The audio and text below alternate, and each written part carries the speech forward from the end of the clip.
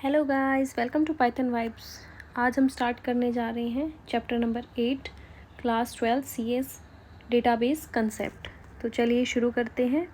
इसमें सबसे पहले इंट्रोडक्शन दिया गया है। इसमें यही बताया गया है कि पहले जो हम मैन्युअली डेटा है वो कैसे स्टोर करते थे।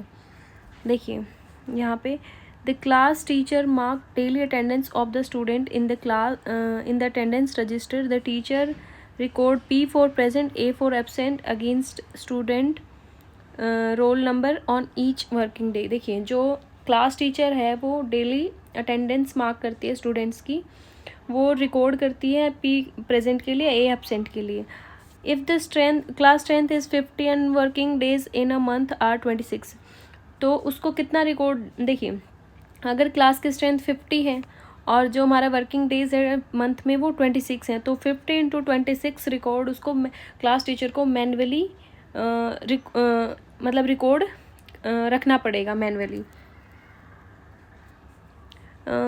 Manually in the register every month. हर मंथ उसको क्लास टीचर को मैनुअली रिकॉर्ड रखना पड़ेगा। As the volume of the data increase manual data entry become tedious. देखिए जैसे जैसे वॉल्यूम बढ़ता जाएगा डेटा का, जो मैनुअल टास्क है मतलब एंट्री करने का, वो बहुत ही टेडियस हो जाएगा। टेडियस मीन्स बहुत ही डिफ़िकल्ट हो जाएगा उसको करना, ठीक है। नेक्स्ट क्या है, जैसे देखिए मान लीजिए एंट्री ऑफ स्टूडेंट्स डिटेल, हमें रोल नंबर और नेम इनकी एंट्री करानी है in the new attendance register when the student is promoting to the next class. देखिए अगर हमें नेम और रोल नंबर एंटर का रिकॉर्ड रखना है जो स्टूडेंट्स प्रमोट हो गए हैं नेक्स्ट क्लास में, ठीक है, तो जो जितना भी नाम और रोल नंबर पिछले वाले मंथ में थे या पिछले क्लास में थे, उन्हीं बच्चों का नाम नेक्स्ट क्लास में वापस मतलब लिखना पड़ेगा, सारा का सारा मैनुअली डेटा, ठीक है। तो एक बहुत ही मतलब टाइम वेस्ट वाला काम है। अगर इसी काम को हम जो है डिजिटली करेंगे तो सिर्फ हमें एक कॉपी और पेस्ट करना है, ठीक है। जैसे writing student detail on each month's attendance page where inconsistency may happen due to incorrectly written name or skipped student record। देखिए इस वजह से देखो मैनुअली अगर हम रिकॉर्ड हैंडल कर रहे हैं तो उसमें इनकन्सिस्टेंसी होने के ज़्यादा चांसेस है, क्योंकि ह्यूमन जो है वो गलती कर सकता है लेकिन जो हमारा सिस्टम है वो गलती नहीं कर सकता, ठीक है। मान लीजिए हमारे नाम की स्पेलिंग है, ठीक है, वो एक जगह कुछ और है, राम है, एक जगह कुछ और, मान लीजिए सरनेम लगा है, एक जगह सरनेम नहीं लगा है, तो मैनुअली हम क्या करते हैं, मतलब गलती करने के लिए चांसेस ज़्यादा रहते हैं एज़ कम्पेयर टू सिस्टम। और मान लीजिए किसी स्टूडेंट का रिकॉर्ड जो है वो स्किप हो गया है, ठीक है, तो भी डेटा इनकन्सिस्टेंसी आएगी, ठीक है। Loss of A data in case attendance register is loss और डैमेज। देखिए डेटा का लॉस हो जाएगा अगर हमारे अटेंडेंस रजिस्टर या तो खो गया है या फिर वो डैमेज हो गया है, ठीक है। Erroneous calculation while consolidating attendance record manually. देखिए अगर हम मैनुअली रिकॉर्ड को मतलब हैंडल कर रहे हैं तो उसमें एरर आने के चांस ज़्यादा रहते हैं, ठीक है। देखिए finding information from a huge volume of a paper और deleting modifying an entry is a difficult task in a pen paper based approaches. देखिए अगर हमें कुछ भी फाइंड आउट करना है, बहुत सारा मतलब huge volume of a paper है, ठीक है, तो उसमें से हमें कुछ इन्फॉर्मेशन फाइंड आउट करनी है या कुछ डिलीट करना है या कुछ मॉडिफाई करना है, तो ये बहुत ही डिफ़िकल्ट टास्क हो जाता है मैनुअली करना, ठीक है, पेन और पेपर बेस्ड अप्रोचेस पे। तो इस प्रॉब्लम को ओवरकम करने के लिए हमने क्या किया कि जो मतलब डेटा है उसको हमने कंप्यूटराइज करना शुरू कर दिया, ठीक है। मतलब it is desirable to store attendance record और student detail on a separate data file on a computerize system. मतलब डेटा को हमने कंप्यूटराइज सिस्टम पे रिकॉर्ड करना शुरू कर दिया, ठीक है। नेक्स्ट है हमारा फाइल सिस्टम। देखिए फाइल सिस्टम क्या है, जो भी हम काम मैनुअली करते थे, ठीक है, अब उसी काम को हम फाइल्स की हेल्प से करते हैं, ठीक है। A file can be understood as a container to store data in a computer. देखिए फाइल क्या है, एक कंटेनर की तरह है जिसमें हम क्या करते हैं, डेटा को स्टोर करते हैं। File can be stored on the storage device of the computer. देखिए फाइल किस में स्टोर होती है, स्टोरेज डिवाइसेस में होती हैं store. Content of A file can B text, content क्या हो सकता है फाइल का, टेक्स्ट हो सकता है, प्रोग्राम कोड हो सकता है, कोमा सेपरेटेड वैल्यूज़ हो सकता है, CSV like picture, audio, video, web pages are also file. देखिए, file store on a computer can be access directly और search for desired data, but to access data file through software. देखिए, जो files हैं जो computer में store हैं हम उनको डायरेक्टली एक्सेस कर सकते हैं और जो भी डिज़ायरेबल डेटा है उसको सर्च कर सकते हैं। ठीक है, जैसे हमने यहाँ पे क्या कर रखा है, 2 टेबल बना रखी हैं। फर्स्ट है स्टूडेंट की टेबल 8.1 और सेकंड है हमारी अटेंडेंस की फ़ाइल है। ठीक है, पहली फाइल में हमने स्टूडेंट का डेटा रिकॉर्ड कर रखा है, स्टूडेंट का जैसे रोल नंबर हो गया, यहाँ पे रोल नंबर हो गया, स्टूडेंट नेम हो गया, स्टूडेंट डेट ऑफ बर्थ होगी, स्टूडेंट ये स्टूडेंट नेम हो गया, ये गार्डियन नेम हो गया, ये गार्डियन का फ़ोन नंबर हो गया और ये एड्रेस हो गया। ठीक है, ऐसे ही हमने एक टेबल बना रखी है जो कि स्टूडेंट नाम से फ़ाइल है हमारी। दूसरा क्या है, एक अटेंडेंस नाम से है। ठीक है, यहाँ पे अटेंडेंस की date, roll number, student name और अटेंडेंस स्टेटस, प्रेजेंट है या एब्सेंट है। ठीक है, तो जो भी डेटा पहले हम मैन्युअली रिकॉर्ड करते थे अब उसी को हम डिजिटली कंप्यूटराइज पे स्टोर करने लग गए। ठीक है, फाइल्स में with the help of files. लेकिन फाइल्स की भी कुछ लिमिटेशंस थी। ठीक है, अब वो लिमिटेशंस क्या हैं चलिए डिस्कस करते हैं। Limitations of a file system. File system become difficult to handle when the number of file increasing and the volume of the data also grow. देखिए, जो फाइल सिस्टम है उसको हैंडल करना डिफ़िकल्ट। देखिए, छोटे जब डेटा कम है या फिर स्मॉल अमाउंट ऑफ डेटा है तो उसको हैंडल करना इजी है, कोई प्रॉब्लम नहीं है।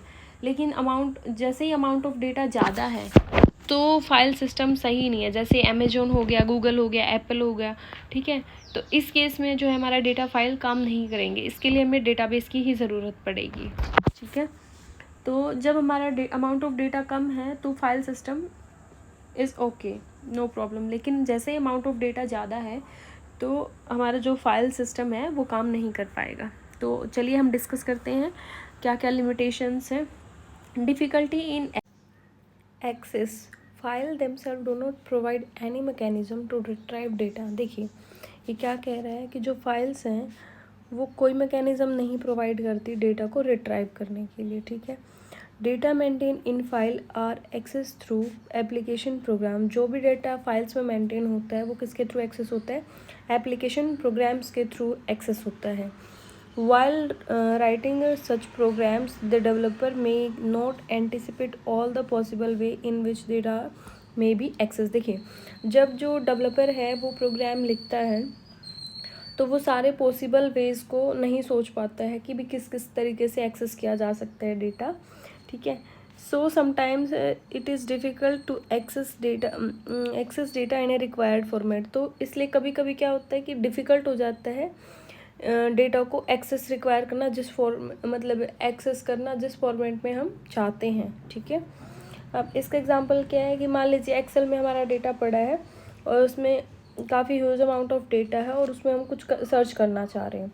तो एक्सेल क्या है, कुछ चीज़ें तो प्रोवाइड करता है लेकिन अगर एडवांस क्वेरी करनी है तो उसमें हम नहीं कर पाएंगे, उसके लिए हमें DBMS का यूज़ करना पड़ेगा। तो यही कह रहा है कि डिफ़िकल्टी इन एक्सेस। ठीक है, नेक्स्ट क्या हमारा डेटा रिडंडेंसी। रिडंडेंसी का मतलब क्या होता है, डुप्लीकेसी। ठीक है, कि मतलब एक second, redundancy means same data are duplicate in different places. तो एग्जांपल क्या है कि student name are maintain in both file. हमारे पीछे फाइल थी 8.1 एंड 8.2, दोनों फाइल में क्या था, स्टूडेंट नेम मेंटेन हो रहा था। ठीक है, इन 8.1 students with the roll number 3 and 5 have same guardian name and therefore same guardian name is maintained twice। देखिए, जो पीछे हमारी टेबल्स हैं, एक सेकेंड, तो इसमें जो ये रोल नंबर 3 और रोल नंबर 5 है इसकी गार्डियन नेम सेम, मतलब गार्डियन जो है उनका नेम सेम है तो उनका जो नंबर है वो भी सेम होगा और जो एड्रेस है वो भी सेम होगा। तो ये इन्फॉर्मेशन क्या है, 2 बार सेव हो गई है, तो मतलब रिपीट हो रही है इन्फॉर्मेशन। ये यहाँ पे यही कहना चाह रहा है कि डेटा रिडंडेंसी मीन्स कि मतलब सेम डेटा रिपीट हो रहा है हमारा अलग अलग जगह पे, ठीक है। Both these are the example of redundancy, ये क्या है, रिडंडेंसी के एग्जाम्पल हैं। Which is difficult to avoid in a file system, जो कि फाइल सिस्टम में अवॉइड करना डिफ़िकल्ट है। रिडंडेंसी से ही क्या होता है, इनकन्सिस्टेंसी होती है। मतलब एक मतलब क्या होता है, इनकन्सिस्टेंसी जो अकर होती है वो रिडंडेंसी की वजह से ही होती है। रिडंडेंसी क्या एक मदर प्रॉब्लम है जिसकी वजह से फर्दर बहुत सारी प्रॉब्लम क्रिएट होती हैं, ठीक है। नेक्स्ट है हमारा डेटा इनकन्सिस्टेंसी। डेटा इनकन्सिस्टेंसी मतलब क्या होता है कि सेम डेटा है अलग अलग जगह पे और वो मैच नहीं कर रहा है। मतलब सेम डेटा है वो अलग अलग जगह पे मैच नहीं कर रहा है, ठीक है। Data inconsistency occur when same data maintain in a different places do not matches. देखिए क्या कह रही है कि हमारा डेटा सेम है और अलग अलग जगह पे, लेकिन वो मैच नहीं कर रहा है। मान लीजिए एक जगह पे अपडेट हो गया लेकिन दूसरी जगह पे अपडेट नहीं हुआ है हमारा डेटा, तो वो इनकन्सिस्टेंसी होगी उसमें। If a student wants to get change the spelling of her name, मान लीजिए स्टूडेंट क्या करना चाह रहा है, अपने नाम में स्पेलिंग में चेंज करना चाह रहा है। It needed to be change in as name column in both the file, तो क्या करना पड़ेगा, दोनों फाइल के एस नेम में चेंज करना पड़ेगा। Likewise if a student leave the school the detail needed to be deleted from the both the table. तो अगर मान लीजिए कोई स्टूडेंट स्कूल छोड़कर जा रहा है तो वो जो डिटेल है स्टूडेंट की वो हमें दोनों टेबल से ही क्या करनी पड़ेगी, डिलीट करनी पड़ेगी। अगर एक टेबल से करेंगे एक टेबल से नहीं करेंगे तो उसमें इनकन्सिस्टेंसी क्रिएट हो जाएगी।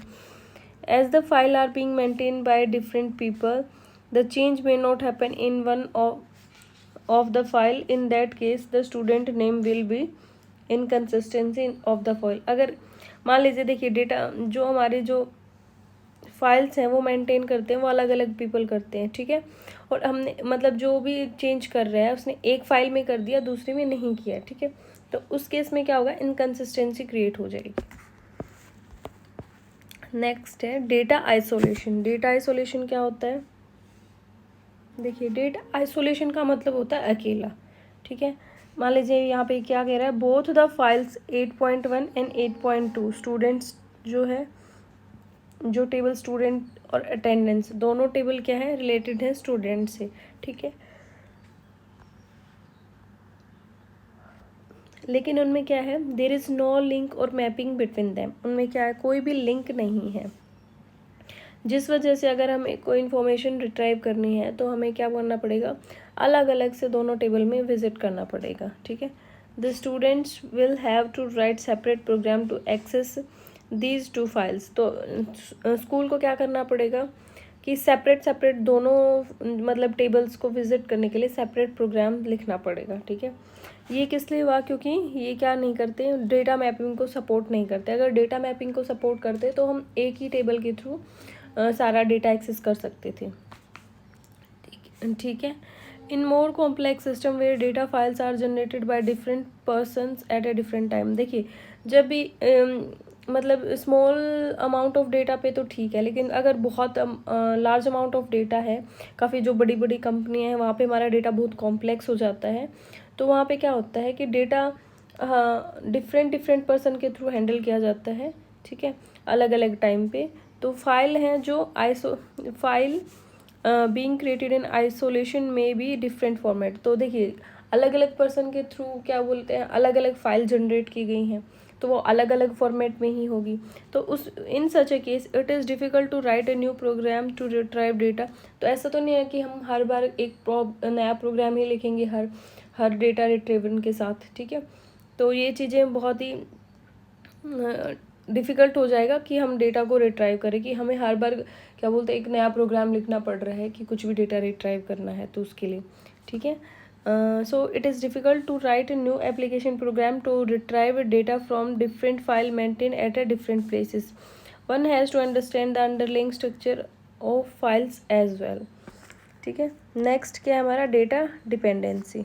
देखिए जो डेटा है, data are stored in a specific format और स्ट्रक्चर। इन अ फाइल, जो हमारा डेटा है वो स्पेसिफिक फॉर्मेट और स्ट्रक्चर में होता है, ठीक है। लेकिन मान लीजिए अगर स्ट्रक्चर चेंज हो गया है, हमारा फॉर्मेट चेंज हो गया है, तो जितने भी जो भी एप्लीकेशन प्रोग्राम एक्सेस कर रहे हैं उस फाइल को, ठीक है, तो उनको भी चेंज करना पड़ेगा, अदरवाइज जो हमारा प्रोग्राम है वो करेक्टली वर्क नहीं करेगा, ठीक है। तो देखिए यहाँ पे क्या कह रहे हैं, इफ़ द स्ट्रक्चर और format change itself is change, all the existing application program access that file also needed to be changed, otherwise the program may not be work correctly। तो ये यही कह रहा है कि अगर फॉर्मेट चेंज हो गया तो हमें जो उस फाइल को एक्सेस कर रहे हैं जो प्रोग्राम, उनको भी चेंज करना पड़ेगा, अदरवाइज जो है वो प्रोग्राम करेक्टली मतलब जो आउटपुट है वो शो नहीं कर पाएंगे, ठीक है। उसी को हम बोलते हैं डेटा डिपेंडेंसी। नेक्स्ट है हमारा डेटा कंट्रोल्ड डेटा शेयरिंग। देखिए ये क्या कह रहे हैं, there can be different category of user like teacher, office staff and parents.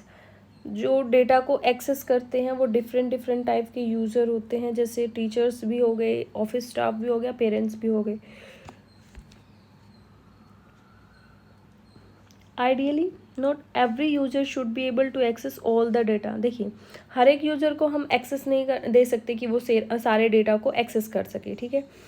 जैसे जो गार्डियंस है और स्टाफ है can only see the attendance data but should not be able to modify or delete. देखिए जो गार्डियंस हैं और office staff है वो क्या कर सकते हैं, सिर्फ डेटा को देख सकते हैं, जो अटेंडेंस है, स्टूडेंट की अटेंडेंस है उसको सिर्फ देख सकते हैं, मॉडिफाई और डिलीट की एक्सेस उनके पास नहीं है, ठीक है। It means these user should be able to limited access. देखिए इसका मतलब क्या है कि उनको एक लिमिटेड एक्सेस मिला है सिर्फ रीड ओनली मोड पे, ठीक है। Only the teacher should be able to update Only the teacher should be able to update the attendance data. It is very difficult to enforce this kind of access control in file system while accessing file through application program। देखिए सिर्फ जो teacher हैं उनके पास ही ये access है कि वो data को अपडेट कर सकते हैं, लेकिन इस टाइप का जो कंट्रोल, एक्सेस कंट्रोल है फाइल सिस्टम में, ये बहुत ही डिफ़िकल्ट है, ठीक है। फाइल सिस्टम इसको सपोर्ट नहीं करती है, जिस वजह से हमें क्या करना पड़ा, स्विच करना पड़ा इस पे डेटाबेस पे। देखिए सबसे पहले हम मैनुअल डेटा राइट करते थे, उसके बाद हमने स्विच किया कंप्यूटराइज सिस्टम पे, ठीक है, या फिर फाइल सिस्टम पे। फिर उसमें भी कुछ ना कुछ लिमिटेशंस आई, ठीक है, कुछ ना कुछ उसकी कमियां थी, जो कि हम जिसकी वजह से कहाँ पे गए, DBMS पे, ठीक है। तो नेक्स्ट टॉपिक है हमारा DBMS। देखिए DBMS क्या होता है, इसका फुल फॉर्म है डेटाबेस मैनेजमेंट सिस्टम, ठीक है। ये क्या है, डेटाबेस मैनेजमेंट सिस्टम, DBMS और डेटाबेस सिस्टम इन शॉर्ट। ये एक सॉफ्टवेयर है that can be use to, जो किस लिए यूज़ किया जाता है, create and manage database, database को क्रिएट और मैनेज करने के लिए। DBMS let's user to create a database, store, manage, update, modify and retrieve data from the database by user or application program. देखिए ये क्या करता है, एक सॉफ्टवेयर है जो किस लिए यूज़ होता है, क्रिएट और मैनेज करने के लिए डेटाबेस को, ठीक है। ये यूज़र इसके थ्रू क्या कर सकते हैं, डेटा मतलब इसके थ्रू जो है स्टोर कर सकते हैं, एक क्रिएट कर सकते हैं डेटाबेस को, स्टोर कर सकते हैं उसमें कुछ इन्फॉर्मेशन, मैनेज कर सकते हैं उसको, अपडेट कर सकते हैं, मॉडिफाई कर सकते हैं, और कोई भी इन्फॉर्मेशन रिट्राइव करनी है डेटाबेस से तो कर सकते हैं, ठीक है। अब इन एग्जांपल्स में से क्वेश्चन में आ सकता है, ठीक है, कि डेटाबेस के एग्जांपल कौन कौन से नहीं है या कौन कौन से हैं। तो उसमें क्या है, some example of open source and commercial data DBMS included क्या है, MySQL, Oracle, PostgreSQL, SQL server और माइक्रोसॉफ्ट एक्सेस और MongoDB। ये सारे के सारे क्या हैं, एग्जांपल्स हैं। A database system hides certain detail about how data are actually stored and maintained. It provides user with an abstract view of a data, and the database system has set of program through which the user and other program can access and modify and retrieve the stored data। देखिए जो database है वो क्या करता है, hide करता है details को कि कैसे डेटा एक्चुअली में स्टोर्ड है और मेंटेन है, ठीक है। मतलब ये क्या करता है, यूज़र को प्रोवाइड करता है, एक एब्स्ट्रैक्ट व्यू प्रोवाइड करता है, ठीक है। और डेटाबेस क्या है, एक सेट ऑफ प्रोग्राम है जिसके थ्रू यूज़र या फिर अदर प्रोग्राम्स जो क्या करते हैं, एक्सेस करते हैं और मॉडिफाई करते हैं या रिट्रीव करते हैं स्टोर्ड जो भी डेटा है उसको, ठीक है। The DBMS serve as an interface between the database and end user or application program. देखिए जो DBMS है वो क्या है, इंटरफेस है किस किस के बीच में, एंड यूज़र के बीच में और डेटाबेस के बीच में। Retrieving data from database through special type of commands is called quarrying the database. देखिए कुछ भी इंफॉर्मेशन अगर हम डेटाबेस से रिट्राइव कर रहे हैं, ठीक है, तो उस कमांड को हम क्या बोलते हैं, क्वेरी बोलते हैं, ठीक है। In addition user can modify structure of the database itself through DBMS। देखिए क्या कर सकते हैं, यूज़र मॉडिफाई कर सकता है डेटा जो डेटाबेस है उसके स्ट्रक्चर को, ठीक है, DBMS के थ्रू। Database are widely use in various field, some of the application. देखिए डेटाबेस बहुत सारे फील्ड्स में यूज़ होता है, जैसे बैंकिंग में, टॉप लोन में, इन्वेंट्री मैनेजमेंट में, ऑर्गेनाइजेशन में, इन सब में क्या होता है, डेटाबेस यूज़ होता है।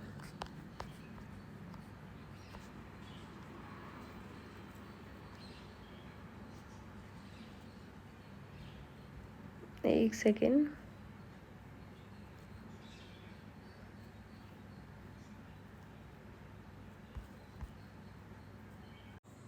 नेक्स्ट है की कंसेप्ट इन DBMS। देखिए सबसे पहले क्या है, डेटाबेस स्कीमा। स्कीमा किसको बोलते हैं, डिज़ाइन को, आर्किटेक्चर को, स्ट्रक्चर को या स्केलेटन को, ठीक है।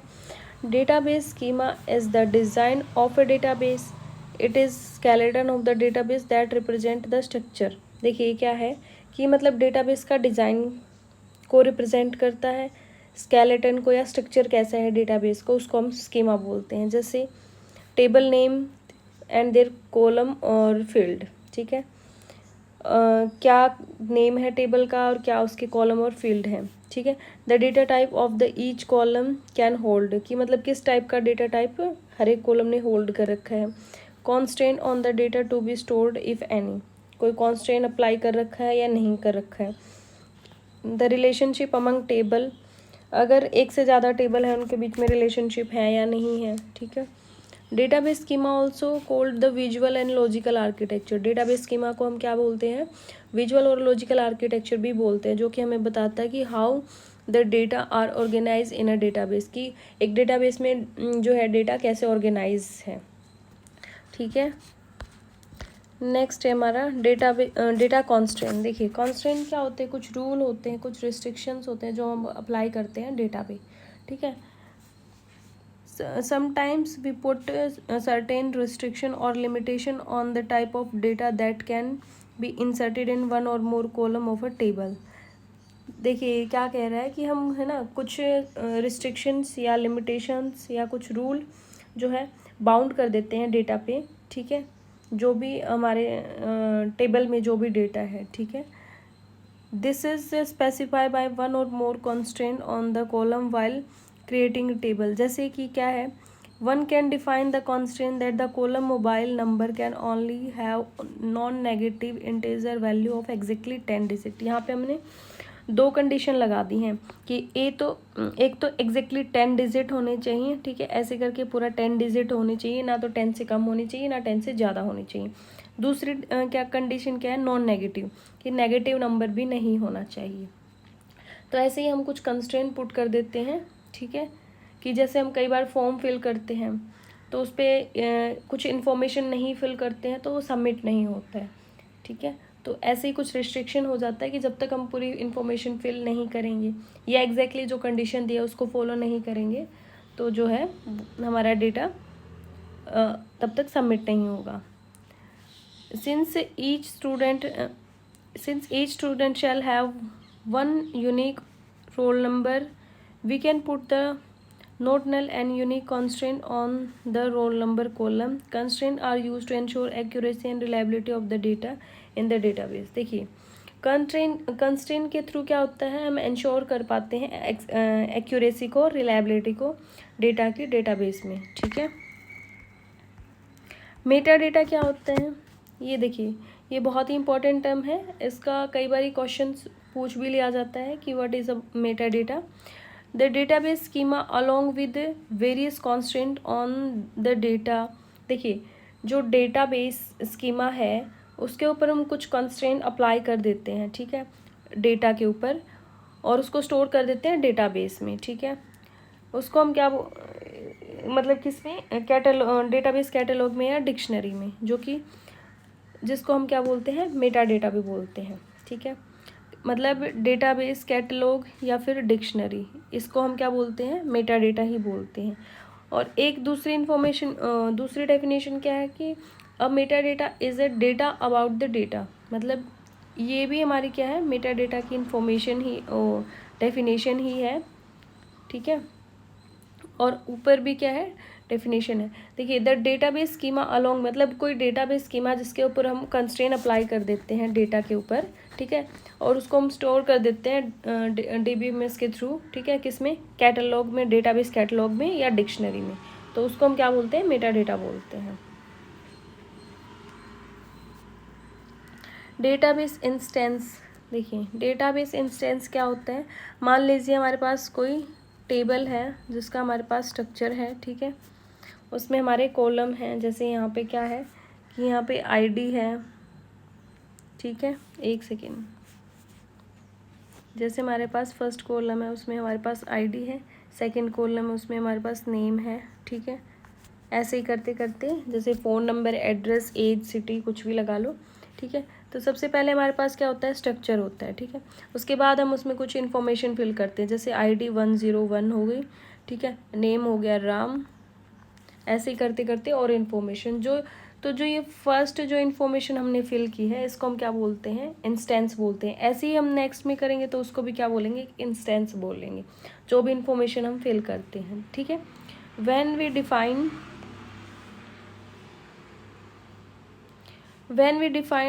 एक second, when we define database structure or a schema, state or database is empty, no data entry is there. After loading data, the state or snapshot of a database at any given time is database instance। देखिए ये क्या कह रहे हैं कि जब हम define करते हैं डेटाबेस स्ट्रक्चर को या स्कीमा को या स्टेट को या डेटाबेस को, जब वो एम्प्टी होता है, जब उसमें कोई भी एंट्री नहीं होती है, ठीक है, उसके बाद हम उसमें डेटा क्या करते हैं, लोड करते हैं।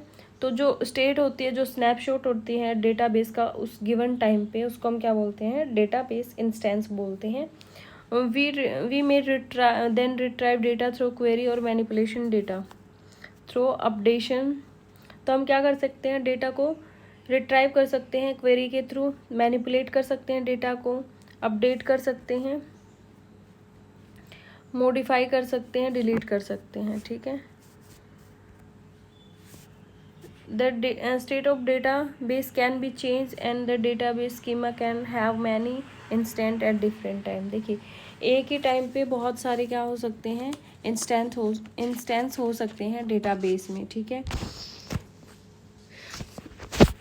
नेक्स्ट क्या है हमारा, क्वेरी। देखिए क्वेरी क्या होती है, क्वेरी एक रिक्वेस्ट होती है, is a request to database for obtaining information in a desire way. देखिए जो क्वेरी होती है वो एक रिक्वेस्ट होती है, ठीक है, डेटाबेस के लिए, कि जिसके थ्रू हम अपनी इन्फॉर्मेशन जो है डिज़ायर वे में ऑब्टेन कर सकते हैं, ठीक है।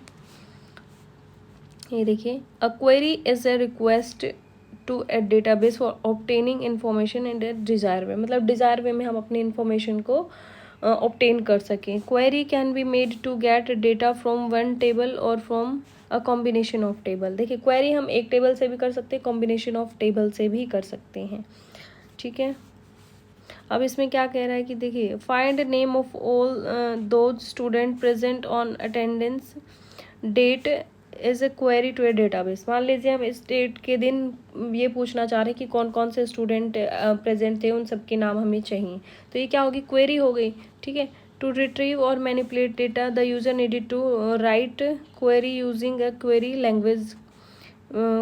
जो कि देखिए अगर हमें कोई भी डेटा रिट्रीव करना है तो वो क्वेरी लैंग्वेज के थ्रू हम रिट्रीव कर सकते हैं, जैसे कि SQL हो गई, ठीक है।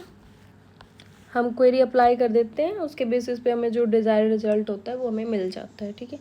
डेटा मैनिपुलेशन क्या होता है? डेटा मैनिपुलेशन में हम कुछ भी चेंज करना चाहें डेटा में वो कर सकते हैं। ये हम डेटा मैनिपुलेशन के थ्रू कर सकते हैं। देखिए, data modification of database consist of, अगर हमें मॉडिफिकेशन करना है डेटाबेस में तो हम 3 ऑपरेशन के थ्रू कर सकते हैं, इंसर्शन, डिलीशन और अपडेट। देखिए, मान लीजिए कोई स्टूडेंट हमारे स्कूल में नया आया है, ठीक है, हम इसको ऐड करना है, तो उसके लिए हम क्या करेंगे, इस इंसर्शन ऑपरेशन मतलब इंसर्शन करेंगे, ठीक है।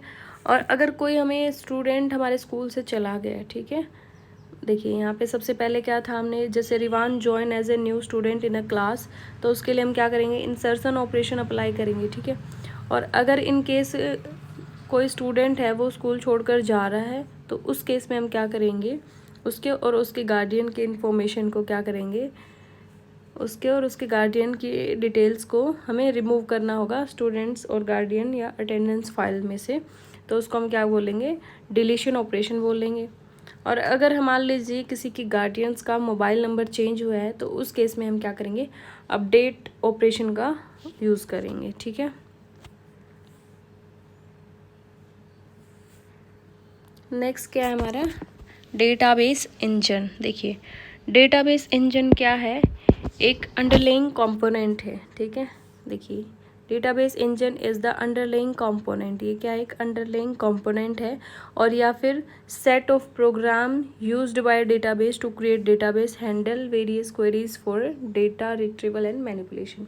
ये क्या है, डेटाबेस इंजन क्या है, एक सेट ऑफ प्रोग्राम है जो DBMS यूज़ करता है, ठीक है, डेटाबेस को क्रिएट करने के लिए, हैंडल करता है, और बहुत सारी क्वेरीज़ को जैसे डेटा रिट्रीवल और डेटा मैनिपुलेशन, ठीक है। मतलब कि ये एक सेट ऑफ प्रोग्राम है, ठीक है, जो डेटाबेस यूज़ करता है, जैसे डेटाबेस को क्रिएट करने के लिए, ठीक है, उसको हैंडल करने के लिए, और जितने भी हमें क्वेरीज करनी है, कुछ डेटा रिट्राइव करना है या कुछ मैनिपुलेशन करना है, वो सब करते हैं, ठीक है। चलिए, थैंक यू एवरीवन।